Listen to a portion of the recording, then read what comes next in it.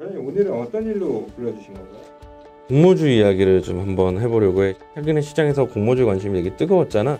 사실 작년으로 가보면은 뭐 카카오게임즈, 빅히트 엔터테인먼트, SK바이오팜 뭐 이런 종목들이 상당히 시장에 관심을 많이 받았었고, 뭐 올해로 왔을 경우 LG에너지 솔루션까지 있었어.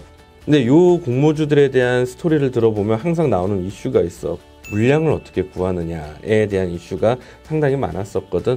그래서 사람들이 관심을 많이 갖고 있는데 반해서 물량 구하기 너무나 힘든 그런 상황들이 반복이 됐었단 말이야. 꼭 우리나라 공모주 청약뿐만이 아니라 미국에 있는 공모주 청약까지도 한번 관심을 가져보면 어떨까 싶어서 이 자리를 마련했지. 미국 시장 IPO는 잘 몰라서 조금 설명해 줄 수 있을까요? 한국 시장보다 미국 시장이 크다는 건 뭐 당연히 잘 알 거야. IPO 시장 역시도 한국보다 미국이 훨씬 더 크겠지.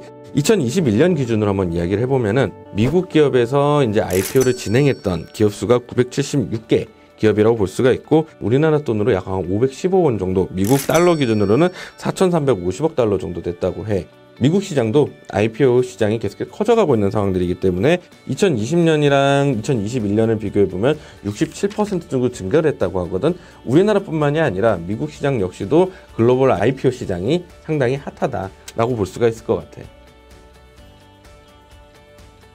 우리나라에서 조금 이슈를 받았던 종목이 있을까요? 이제 우리가 자주 쓰는 쿠팡 같은 경우도 이제 미국에 상장을 하는 모습들을 보였었고, 그리고 우리나라 사람들이 가장 친숙해하는 미국 종목이 바로 테슬라라는 종목이 있잖아. 이 테슬라와 유사한 이제 전기차 업체 리비안이라는 업체가 있는데, 이 리비안 업체가 2021년에 나스닥 최대 IPO 종목으로서 상장을 했었지. 미국의 최대 완성차 업체인 GM의 시가총액을 한때 능가하기도 했을 정도로 그랬던 전력이 있어. 과장님, 제가 알기로 IPO 시장 자체가 원래 상장할 가능성이 큰 걸로 알고 있는데 괜찮을까요? 우리나라에서는 이 공모주를 이상하게 좀 안전한 자산이라고 생각하는 분들이 좀 많은 것 같아. 하지만 상장 주식도 엄연한 주식이라는 측면에서 변동성들은 상당히 크다라고 볼 수 있는 거야. 사실 2021년에 미국에서 데이터들을 한번 좀 살펴보면은 3분의 2 정도가 공모가보다 좀 떨어지기는 했어. 미국의 금리 인상에 대한 이야기가 있었고, 그리고 러시아, 우크라이나 사태 나오면서 주가가 떨어졌었던 그런 상황들이었거든. 그래서 상장 주식도 IPO 주식도 어쨌든 주식이기 때문에 변동성들이 큰 것은 분명하다. 하지만 그럼에도 불구하고 우리가 좀 관심을 가져야 되는 이유는 기존에 없었던 투자 자산이 우리한테 하나를 투자할 수 있게 하나 더 생긴다. 또 하나는 비상장 회사일 때도 투자를 할 수는 있어. 하지만 공시 의무가 상장주보다는 덜 빡빡하게 되어 있다라고 볼 수 있을 것 같고, 그리고 거래하기가 쉽지가 않지. 그렇기 때문에 우리가 거래하기 힘들었던 자산, 그리고 투자자 보호 장치가 조금이나마 약했던 자산이 이제는 거래가 원활하게 되고 투자자 보호가 조금 더 잘 되는 시장으로 넘어왔다라는 것에 큰 의미가 있다고 볼 수가 있을 것 같아. 근본적으로 미국 시장 IPO를 저희가 할 수 있나요? 사실 이게 제일 중요한 이슈였지.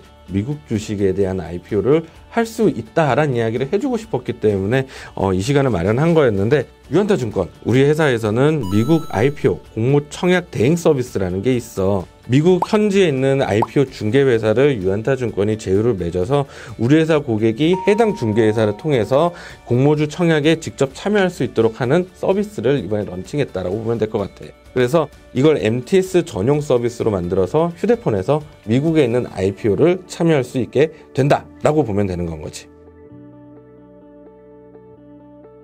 서비스를 이용하는 좀 주의할 점이 있을까요?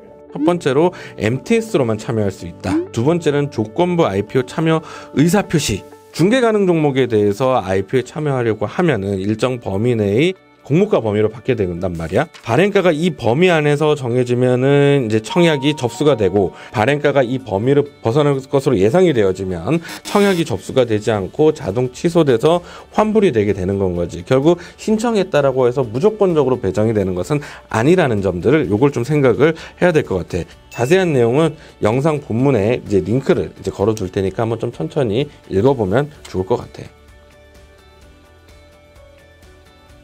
그러면 미국에서 진행하는 IPO를 모두 다 참여할 수 있는 건가요? 그렇지는 않아. 2021년도 기준으로 해서 미국 전체 IPO 월 평균 종목 수가 37개 정도 되거든. 스펙은 제외를 하는 건 거고, 이 중에서 우리와 제휴가 되어 있는 이 중개사에서 진행했던 것들은 그래도 1년 단위로 따졌을 경우 약 100개 이상의 종목은 투자를 할 수가 있다. IPO를 진행할 수 있다라고 보면 될 것 같아. 사실 최근에 IPO가 상당히 좀 핫하거든. 그래서 물량을 구하기 위해서 되게 경쟁적으로 일단 좀 하고 있는 모습들도 좀 많이 보이고, 우리나라보단 좀 선진화되어 있는 미국 시장에서도 IPO를 진행을 하니까 또 하나의 또 투자 기회가 열리는 것이 아닐까라는 생각들이 좀 들거든. 그러니까 한번 좀 관심을 좀 가져봤으면 좋겠어.